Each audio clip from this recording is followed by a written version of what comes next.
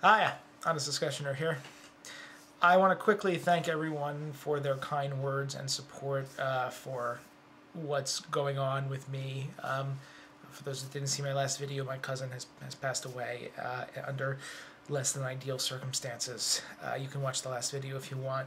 I don't intend on milking this in any way. So I'm going to move on after this point. I don't intend on mentioning this event again after these next like 20 seconds or so. But again, I just want to tell everyone I appreciate all of their kind words and everything. And look for the one more time on YouTube, another tribute drink to my cousin, who certainly liked her beer and wine and hard liquor as well on occasions. So to my cousin, requiesca in pace. Now, back to our regularly scheduled programming. There's a new YouTuber by the name of TheIrishPolack, who I'm going to assume is Italian and Japanese. He's a friend of DOS American Atheist, James, and yet isn't a douchebag, which is surprising. So I don't know. Maybe he's just trying to be low key at the moment. Okay. In all seriousness, he does seem to be like a genuinely nice guy, and he is a theist. There's not enough theists on YouTube, and the ones that we have are okay. They're crazy. They're generally crazy. There's exceptions to the rule. There's Rational Roundtable and Gambler and Lego Desi, Graphite, VBFL. There's this guy named Wildcard I may have mentioned about 50 billion times, or pretty much every time I've mentioned theists in a positive light. There are good guys out there.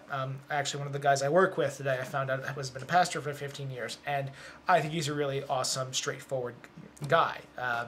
And I was surprised to find out he was a pastor. I thought he may have been religious, but to know he was a pastor for 15 years, he didn't really seem to fit the mold. So I'm not trying to say that theists in general are crazy. There's certainly one or two here on YouTube that, yeah. So this guy seems to be not that way. He seems nice and, not all emotional. Atheists are sinners and, want to, hate God so they can, fuck cows in the middle of the night while drinking, Christian children blood. He's not one of those, as far as I can tell so far in my brief interactions with him. He was on Stickam. I'll put a link up in the sidebar, maybe up around here. Check out his channel. He's only got a couple videos right now, and they're not really great, but then whose first two videos are. Mine were okay, and I put like 30 hours of time into preparing those things.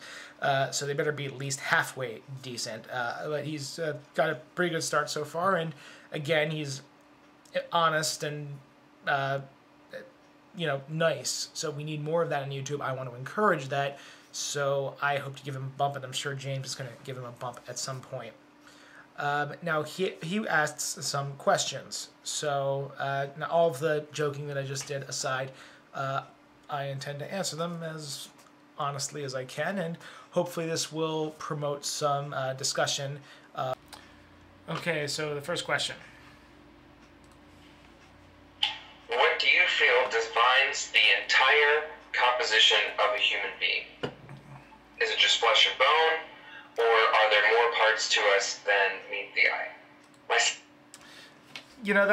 That's a weird question, and not that you're weird for asking it or anything like that. It's a very often asked question on both sides of the aisle. What makes us us?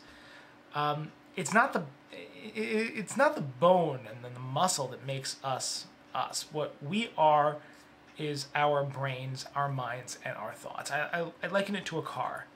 A car has all of these different parts, but what the car really is a transportation vehicle. So what it really is, it's the engine and the steering wheel, maybe even the tires, but all of the body, the windshield wipers, the radio, the seats, those are all frills. They might help the thing function. They might make the thing work, but what it is its engine. The thing that makes it go, that makes it able to even do anything at all, and that is what our brains are. It's what our mind and our thoughts are. The all of our organs and legs and all the things, those are the extras that help us do what we need to do in order to survive. But what we are, what a human being is, if you're going to talk about biologically, yeah, we're the skin and the bones and all that stuff. But what humanity is, what we are as individuals, it's our mind, it's our brain, and it's our thoughts. That's what we are. So you can cut off our limbs, all of that stuff. We're still humans. If you could find somebody to just keep our heads alive, we'd still be who we are. We would just be not able to do quite as much. It's our minds and our brains and our thoughts. That is what we are. Second question is, from where does your definition of purpose originate? Does it originate within inside you, or is it something that exists outside of yourself? I actually want to do a video on this because this whole idea of purpose has been something that's been floating around YouTube, mostly from Veritas. I would like to answer your question with a question: what is the purpose of purpose? Why is purpose even important? I'd argue that it is evolutionary in nature. We have a need to be needed. We want to be an important part of something. Because if we're not an important part of something, why would anyone have sex with us and make babies? That's sort of the little bit of a crude way of putting it. But if you think about it, if I make a robot, there is nothing that says that robot really has to follow me. Especially if I actually give it free will. I might have made it to do this, but if it decides to do something else, if I made it for free will, if I gave it free will, I would want it to do what its purpose would be to do what it wanted to do. I wouldn't give something free will so it could choose to do what I wanted it to do. To me, that doesn't make any sort of sense. What our purpose is to be who and what we are. That's what I think our purpose is. Was it given to us by anyone? No. But we are what we are, and that's what we're going to be until something changes us. So I think that is what purpose is, and I don't even think purpose is necessarily something that's important. I think it's an emotional argument to say that purpose is even necessary to begin with. There's an excellent XKCD comic that goes over this, where a nihilist is describing how there's no purpose to life, and you have another guy saying, yep, you're actually right, but now I'm going to go climb this tree. And why? Because it's there. We exist. We're alive. If we are created without purpose, why should that bother us? The only reason it bothers us is, I think, because we have a need and a desire to be needed, because, again, we need to make babies. But beyond that, there's no reason, there's no purpose for purpose except to fulfill someone else's need. And then you're just fulfilling an arbitrary need of someone. And to me, that doesn't seem to be anything that's really necessary or worthwhile. We are what we are. And if God wanted us to be different, he could have made us differently. You could have changed one gene in me and I'd probably hate beer. I'm so glad that didn't happen. Third question.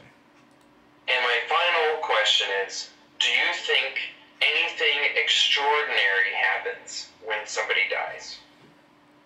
If so, what do you think happens? We stop existing. It sucks. I don't like it. I hope I'm wrong. I don't want to ever stop existing. If given the choice between not existing and being tortured for literally all eternity with no chance of reprieve, yeah, I'll just stop existing. As terrible as that would be. I know some atheists are like, oh, I don't want to live forever. No, screw that. I want to live forever. I do. I don't think I think if I'm going to, it's going to be because of science. And even then, the chances of living forever are still pretty slim. I don't like the idea. I think we are our mind, we are our thoughts, we are our ideas, and once the brain's dead, those don't exist anymore. This is especially prevalent in that what just happened with the thing I said I wouldn't mention anymore. but it is the truth. Or at least that's what I think the truth is. I can come to no other conclusion. It sucks. I don't want to stop drinking Fuller's London Porter. I don't want to stop enjoying bourbon and the loving embrace of my girlfriend and my family. I don't want those to stop. They're going to, though, I think. Someday. Maybe we'll figure out a way to bypass that. I don't know. That's a future video, actually.